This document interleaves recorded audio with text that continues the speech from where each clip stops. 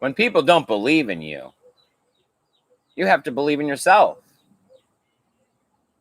Hey, how's it going, you guys? Thanks for joining me for another episode of Bitcoin and Coffee. I'll be your host, Eugene Forrest. So, what do we got going on with these crazy cryptocurrency markets? Wow, people, they got short memories. They're very fickle. They can't seem to make up their mind on this kind of stuff. I mean, is the price up? Is the price down? Coming in at 36.3 right now, saying bear market, bull market. The divide is 50-50, but we have big conference coming up right around the corner, right? June 3rd, like 50,000 people are going to be in Miami talking about Bitcoin. Still have institutional investors hopping in left and right for the news, but yet the Bitcoin price is down. People want to point to manipulation and whales and all of these different things. I don't know if that's true or not, right? Online statistical analysis is pointing to the new investors have sold to the institutions over this last dip. Whether or not this is true, I don't know. I'm just reading the articles like the rest of you. But I would love it if you guys got in the chat, commented, told us about what your opinions and thoughts are. Because as always, we have our lovely and beautiful, as always, co-host, Sammy. Yeah. Good evening, everyone. So how are you over there, Samantha? Pretty good. You having a good day? It's all right. It's not bad. It's not bad. Well, No. I'm happy to be here. Yay. I am grateful to be back on air, right? That was a long holiday weekend. It was. I ended up working most of it, but we did have a little downtime yesterday. You can see the butt of the bus in the view. Oh, we can't have that. The bus is back. Yeah, the bus is back. I went and picked it up today. It goes backwards. It does. And forwards, very high speed. Yep. It's great. Mm-hmm. So Great. That is amazing. It's very fantastic to have the bus back. It only took a little over 2 months. If you can't do it, that's what happens, right? Yep. Mm-hmm. Mike is here. Hey, Mike. Mike, nice. I'm glad that you can make it, my friend. I appreciate that you come by as often and as frequently as you can. The pothead is here. Pothead, my friend. And Zaza. Hi, Zaza. Zaza, buddy. Well, remember hitting the thumbs up, sharing this video out. It'll help other people find us. I know that I just drop in and try to hope that people are free. But of course, the more that we have in the chat, that's really what makes this show. I do jot down a few things. You guys know that. But they're just jumping off points, right? Because the topics at hand every day in the cryptocurrency space, they're the same, but they change, right? So with the cryptocurrency space being what it is, the first jumping off point I got is hackers, right? Oh, the hacks, really? once again, are coming back around. So, I mean, we just had the big pipeline one. Everybody was talking about that. Oh, yeah, that was fun. And we're looking at a meat factory, actually one of the largest meat factories in America and Australia. They got hit with a hack. So I'm assuming it's a ransomware. I'm assuming, encryption, assuming they want Bitcoin. But what are they holding hostage? I don't know. They ended up having to shut down 50 plants for it. I don't know if it was like payroll, clock in, logistics, or what it was. Right. Or like that you are to food safety. Like, no, we have control of your thermostat, man. You can't make sure anything's at 100 degrees. I mean, I don't know, I guess. Right. I mean, okay. So they ransomed food. Yeah. I mean, this one's new as of today, and I don't have any of the specifics, but we know how this goes, right? We know the unraveling of these stories. Somewhere along the line, somebody sent some emails, clicked on a website they shouldn't have, was able to introduce some malware. It started encrypting the database, right? Something a passcode or something. Yeah, they weren't able to access. They demanded Bitcoin for keys, 50-50 shot on whether or not they're actually going to give it to you after you pay Bitcoin. Some do it, some don't. I remember in the article they were talking about that they were very quick to enact third parties and, IT security and alert the authorities of the situation. Well, I mean, with the pipeline one, they kind of breezed over how it it was ransomware. Oh, the pipeline's going to get kind of screwed up. There's going to be a gas problem. Oh, the gas is flowing. Just give it a couple. They really graced over the fact that they paid them. Like, Yeah. that is what happened, and then they got control of their shit again. So I don't know. I'm sure that they're not going to tell the whole truth on how dealing with terrorism, even though no one pays and negotiates with terrorists apparently, and yet we do. Yeah. How that goes down, right? But they do. So that's how it goes down. John from Malibu is also John here. from Malibu, awesome. Now we got the party started. Woo, all the besties. What's up, guys?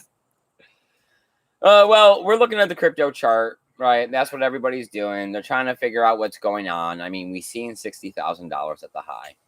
Slowly slid backwards for a little bit, and then we just took this big plummet.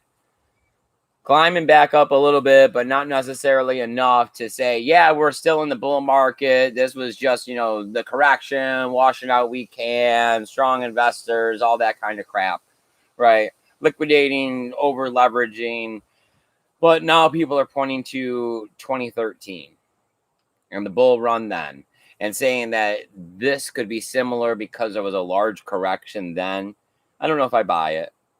I mean, you got the new report saying that a lot of the crypto that was sold during the dip was recently accumulated, and they mostly sold to institutions. But then you got JP Morgan coming out and saying the dip's not over. And then I don't know how much news I've heard that this price dip is media manipulation for whatever their endeavor is. Like, either they're collecting it, they're trying to liquidate somebody specific, they're trying to wash out weak hands, they're trying to bring the boat back so they got more opportunity to purchase, whatever it is. I don't know. I mean, maybe someday we will know. I don't know. Just like I would like to say that we are still in a bull market, but who knows, right? I mean, I know that was the downside last time, is that nobody could stop looking up to realize, hey, we're actually going down. Because it was like, it's going to turn around any minute, and it sounds like that, but it always sounds like that because we're always saying the same thing, that it's not about the short term, that it's about the long term. And I'm not talking about cashing out. I'm just saying that if you're really in it trying to figure out the game of what the statistical value of the fiat price of Bitcoin will be tomorrow, the next day, next week, it is uncertain at this moment in time. I mean, we see the protocol getting taproot soon. We see the U.S. cracking down and coming out with more regulation, which is paving a better highway infrastructure for the institutional investors and the ETF and all of those things that are going to be what bring the price of Bitcoin to $1 million, because we've seen that me and you, as the average mom and pop investor, we can't bring the price of Bitcoin to $1 million. We tried real hard in 2017, and the best we could do was $20,000. Yeah. So when I'm sitting like at home and I'm reading my email and I'm getting all these push notifications from Venmo telling me that I can buy crypto on Venmo for as little as $1. I know. Everyone's going to get involved. It's here. Adoption is happening. These aren't questions anymore. It's just a matter of, are you got the weak hand? Are you not understanding what this is? Do you, not get the scale and magnitude? So you're hung up in the, I'm losing $1 right now today. I got to make a quick buck. I need to be a millionaire tomorrow. Where are we at? Okay, so Mike says that India announced today that BTC is not going to be banned there. Oh, that's good, I guess. I mean, yeah, good for India. I mean, they're overpopulated. Those people will decide what they want to do all on their own. I think they have bigger problems at the moment than cryptocurrency banning. We were watching, I don't remember who it was, but I never remember who they are. But we were watching a video, and they were talking about, I think it was Modern Investor, and he was talking about Andreas Antonopoulos, saying that, someplace they held him, and they were saying, how much Bitcoin do you have? And he's like, I don't have any Bitcoin. I think it was. You're right, yes. The blockchain, it's on the blockchain. I just have access to it. I physically have no Bitcoin. Yep. Everything that's happening now is just a different kind of on and off ramp avenue for the Bitcoin network. The Bitcoin network is the Bitcoin network. It doesn't care about the rules and regulations, which are slowly being poured out, right? It's just that how are you hooking up to the network? How are you as the new investor, or you as the individual hooking up to the network? Are you using Coinbase? Are you using, up until recently, PayPal, who wouldn't let you take your money, right? Or are you buying it from somebody and being able to take possession of it, right? Are you buying peer-to-peer? The pothead says, going down, we win. Going up, we win. Winning. It is always winning, okay? It is, because it gives you answers, right? If you actually stop to take the time to ask questions, nobody's going to take a lot of money, usually, at least the average person, and just stick it in the bank and leave it there. Somehow or another, something's going to get to them. Either they're going to think they need to invest it, they should pay something, they should buy something. This is where you should really be sticking it, right? If you don't, if it's just money, if you don't need it, this is where it goes, because it's going to go up in value. The things that are occurring show us this. Mike says the Venmo announcement is big. I mean, it had a little extravagant little email thing going on for you there. So yeah. Bitcoin, Ethereum, Bitcoin Cash, Litecoin. I mean, we see Dogecoin today being added to Coinbase Pro, giving it a 15% pump, getting it, I think it was back up to like 35 cents or something. Nice. I mean, it really makes you wonder about, hey, should I throw the $10 at Shiba Inu to own $1 million? Because in 3 years, when the next TikTok crap comes out and these kids pump something, they'll be like, yeah, I picked that stuff up for $10.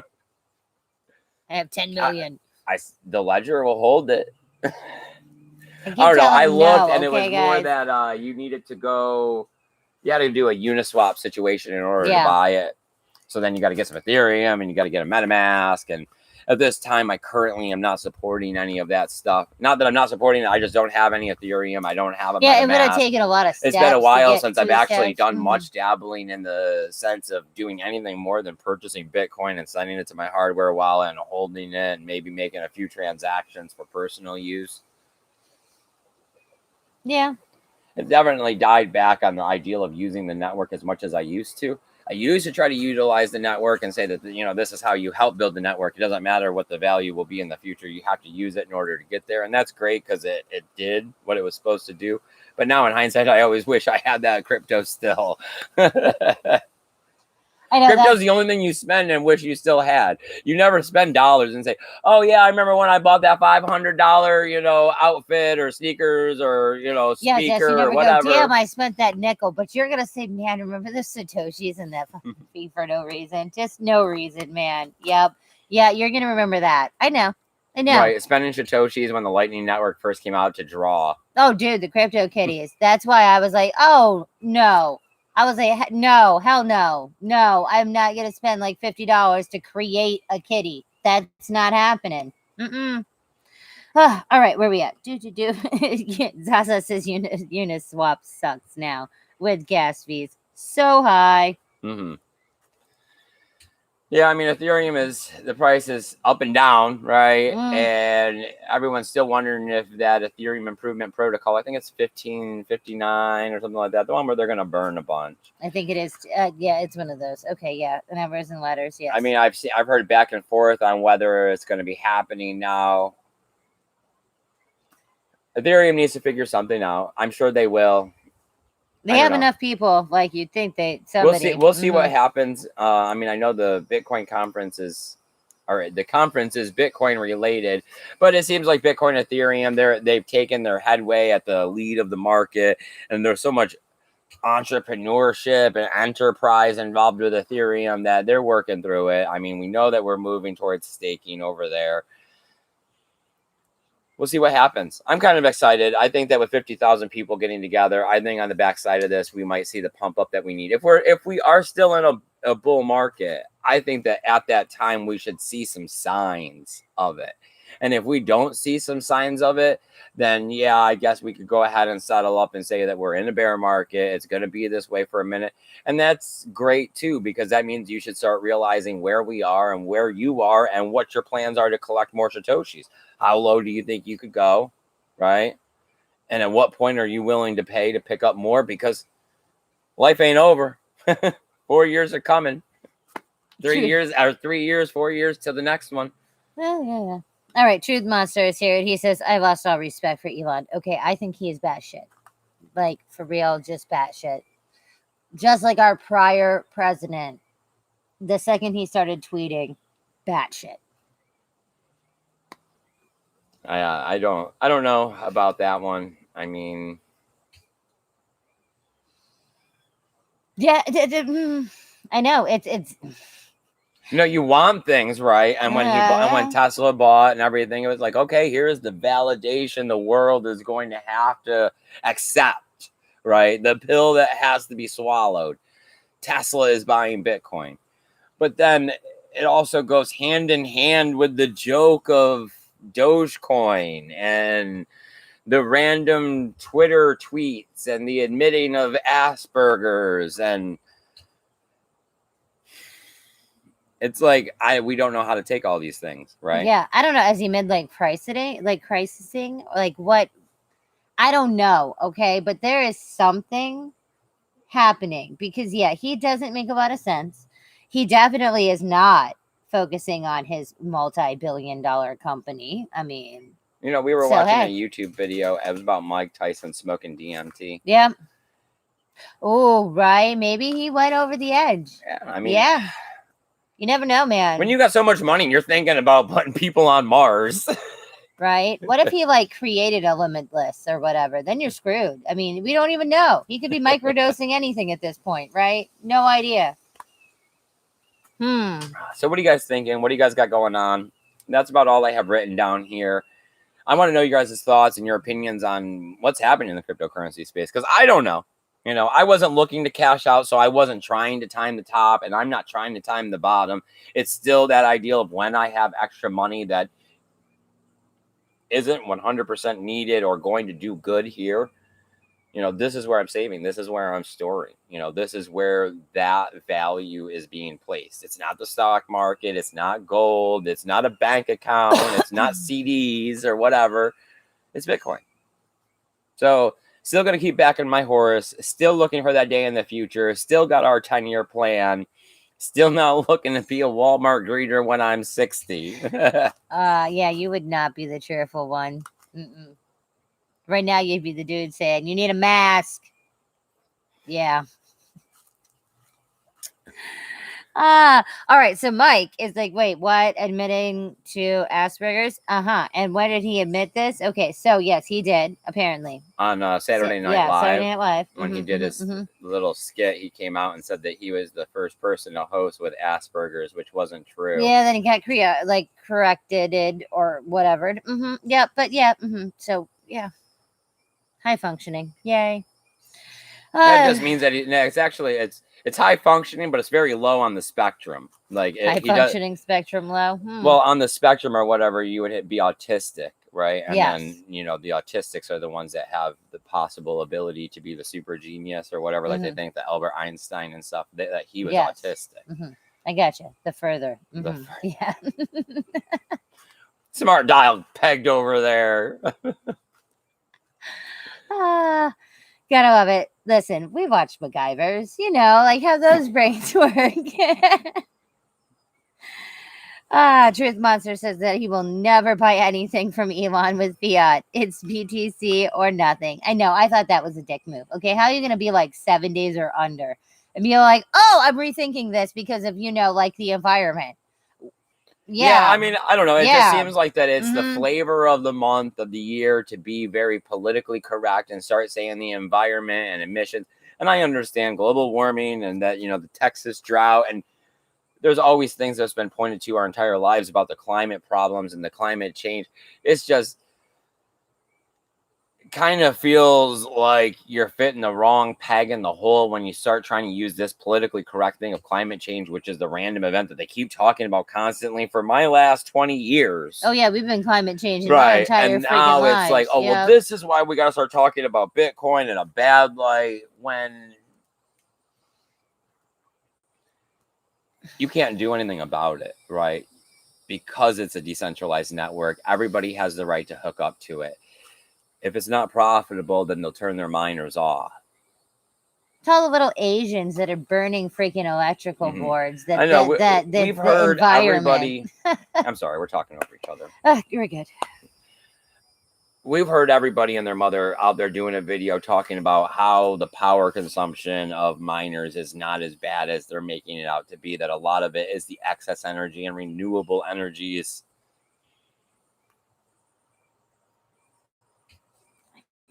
Whatever. Yes. Okay. Everything is going to be climate change. Everything is going to be like the environment. I just need them to shut up about it before I retire, because I can tell you that's oh my over God, there. That's never. I know. They're not going to let me drive it nowhere. What fees or like regulations or limitations or states are we not going to be allowed in or Where's whatever? the pump's going to be? I'll have to carry a 100-gallon tank on the roof. Oh my God, I forgot. What? Yes. What if they said Everyone's no? Because electric. all semis have to. They can't do They that. make electric semis. They can't do that in 5 years or 7 years, though. No. They already got them, Samantha. Self-driving. No, self-driving semis. Self-driving electric semis. Shut your face. Watch a YouTube video. Shut your face. No. Ah, my God. All right. All right. So John from Malibu says that he has a battery-powered vehicle. It's called a golf cart. Man, you can get those things pretty damn snazzy, though. Okay, trust me, I've seen them. I know, I've detailed some. Oh my God, the one with the Peter Pan roof thing. What? And all the speakers, and the Oh lights, my God, and the it was kit, yeah, the rims. Yeah, rims on a golf cart. Leather that needs to be conditioned as your seat. What the hell is that? I know, the thing had like 17s on it or something. Okay, so Mike says that one of his nephews had it, the Aspergers, and he was exceedingly intelligent but very aloof. He got a master's in computer tech too, but couldn't like hold a normal conversation, regular conversation. Yep. And Zaza said that he lived was very smart but also very awkward. Okay, so that's the theme. Okay, so maybe no, because Elon's more than aloof. Okay, like Aloof. Yes, he's more. He's more. Oh, I don't know. I mean, everybody gets the right to be whoever they want to be. These people that are falling for this stuff, some of them are getting rich, some of them are getting hurt. It's that I like fundamentals. I like to, I think things through. I like to have a plan of reasoning, an understanding. I don't just shoot darts at the board and hope things work out. So when I'm going to invest in a cryptocurrency, when I'm going to plan for my future, I would like some sound technology behind it. I would like an understanding of something that I can personally get behind and believe in. I believe the revolution is real. I think that people do want to take back their power. Government has been a joke for an extremely long time. The printing of money has gotten extremely ridiculous here in 2020. Yes. It's just a matter of that nothing happens quickly. I don't know if I will live to see the revolution, but I'm glad that I'm here to partake in it as I hold Bitcoin and contribute, right? I buy it, I send it in transactions, I talk about it on the YouTube video here. I mean, we are going to perspire from Bitcoin. I mean, even if it is not its all-time high by the time it's already done incredible things for us. It does so much more than just financial things that yes, I'm talking about the sense of not trading it for cash, right? Because that's Adam Meister and other people that are Bitcoin maximalists talk about never trading it for cash. I don't believe in never trading it for cash. I just don't believe in trading it too early. Yes. I've already made the mistake of trading it too early. If I kept the rooster, if I had kept all the Bitcoin I had up until this $60,000, I would have been close to that millionaire mark. Right. If I had kept all the Ethereum in my life, I would be over the $1 million mark. Definitely. But I'm not there. Okay. Like the Eugene Forrest lifestyle does not work in $1 million. It doesn't even work in $20,000 increments. So I'm not going to make that mistake again. Yeah. right? So I don't care what the price is right now. I'm not concerned with it. I'm looking to have so much Bitcoin because the price of Bitcoin has gone up so much more than it did in the $700 price range when I got involved, $1,000, $1,200. That I have to shoot for a double halvening, right? I have to shoot for 8 years away to accumulate multiple Bitcoins. When you see the price of Bitcoin, well, when we started reaccumulating, coming back up through the bear market, right? So I didn't buy at the bottom. It probably would have been closer to 5 or 6. Yeah. Yeah, I guess. Mike says, I know if I had all the Ethereum I once owned, I'd be living in Dubai. Okay, yeah. We both would. Mm-hmm, A lot of us would be. 21 cents. I remember buying my first ETH at 21 cents. Yeah, I know that's slightly depressing. We'll just, you live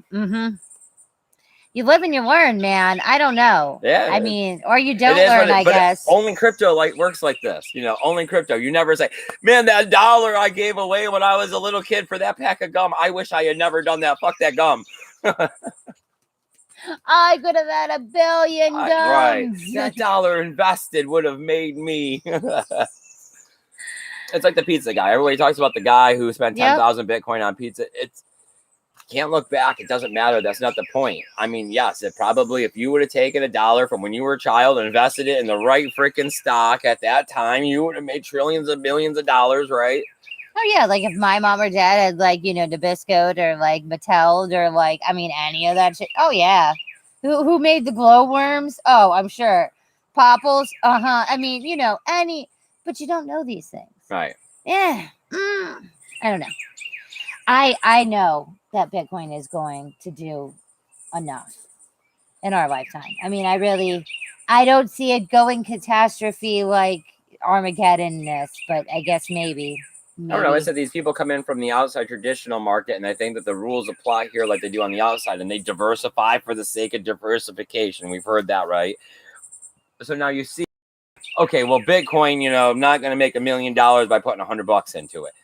New coins are where that happens. But every year in crypto, that's harder and harder to do because there's so many more coins that are turned down on a daily basis, and it's hard to pick out which ones are going to be good and which ones aren't going to be.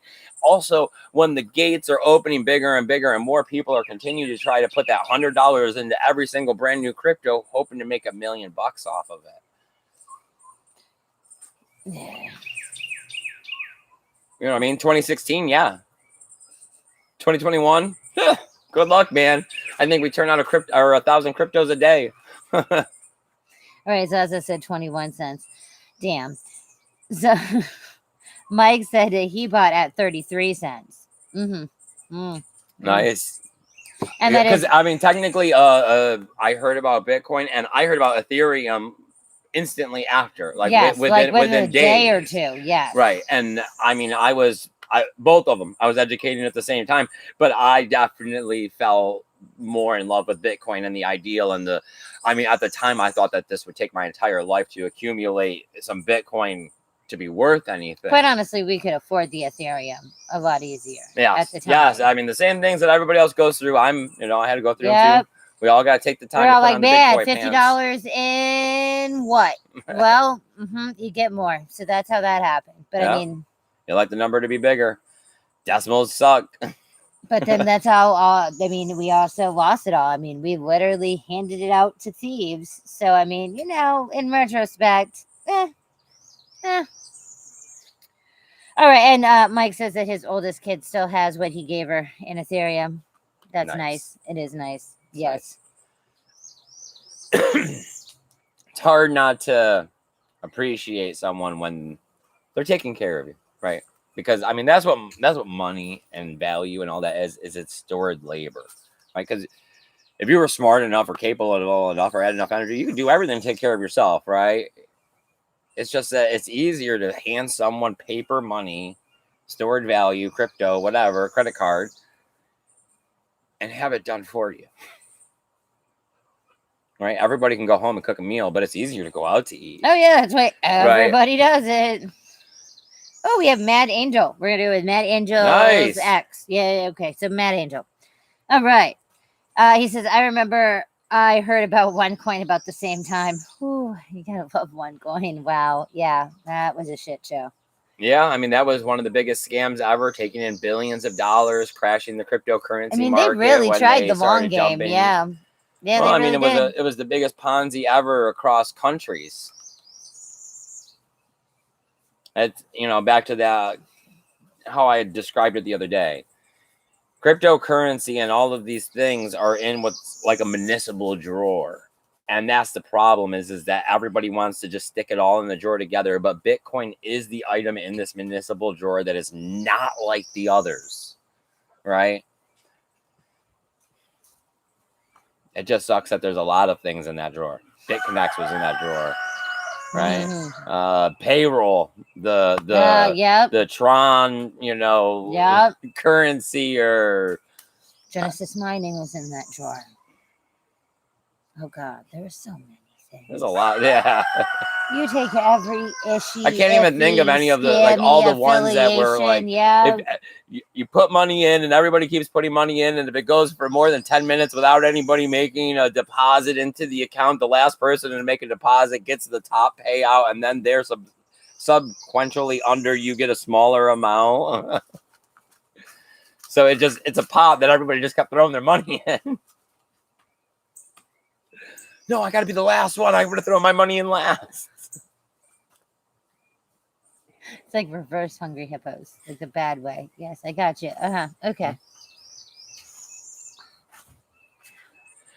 I don't know. People are looking to do anything to get rich quick. It's the idea that they think that money's going to solve their problems. And, really that's society. Society tells you got to get money to solve your problems, when really all of your problems are solved by solving yourself, because you don't need anything more than air or water. And if you're okay with yourself, then did you just do the crazy? Yeah. Okay. If you're okay with yourself, a glass of water and some meditation and everything is zen. That air. Right? Mm-hmm. Get yourself a little bonsai, man. It'd be great. All right. So Mike says, please say hello. Oh, so Angel is his friend. Oh, okay. nice, Hi. buddy. All right. Of course, we love it when everybody joins us, hitting the thumbs up, subscribing, hitting the bell, and always helps you find the show. We try to get out here every 3-4 days. It's just an open roundtable conversation. I assume that you guys are keeping up to date with the cryptocurrency news. That's why I just use it as a jumping off point. I'm just trying to have a conversation about what's going on with it so that we can all keep our heads in the game, right? You got to have a strong hand. You got to keep your ear to the ground. But at the same time, you can't get so involved with it that you let your emotions take control of what your long-term investment plans are. So is this like the morning meeting or whatever? Yeah, the morning meeting. Break. All right, let's break. Let's make it to the day. Let's try to get the inventory on the shelves. Let's handle the customers as best we can. And remember, sign Susie's birthday card.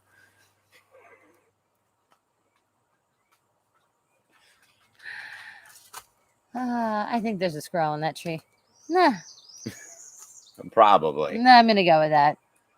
Yeah, summer's definitely getting in full swing. 100 degrees, getting to be the rainy season coming up here. Looking at rain coming up next week. Maybe in the next, a couple days for 7 days, which would be pretty extreme. I don't know. We're getting ready to head down to Orlando for the 10th, 11th, and 12th. We're going to do Icon Park on the 10th, 11th, and 12th. We got the Forbidden Kingdom. So that's going to be awesome. We won't be here to do a show, but of course, we wear our Bitcoin gear. We try to talk to people. We stopped doing flyers. Everybody else is already taking care of the news. It's great. It's great that there's a marketing department. We thought we had to take that on ourselves. No, yeah, all the big people did. All the big people are doing it now. I mean, I can tell you, I get emails from all kinds of big marketers that don't know I'm into crypto telling me I should be getting into crypto. It's ridiculous. It is. All right, we're good. We're good? Yep. All right, you guys. I appreciate you guys coming here and hanging out with us this evening. Remember, share the video. Thumbs up helps. I know the views have been kind of low. We can hold on. We're going to see what happens here in the next week or two. But remember, it's about the long game. Bitcoin is becoming adopted. That is for sure. So just keep stacking those Satoshis. Remember to take care of yourself so that you're going to be here. Take care of your loved ones as well. And keep that BTC safe. Later, guys. Bye, guys. All right.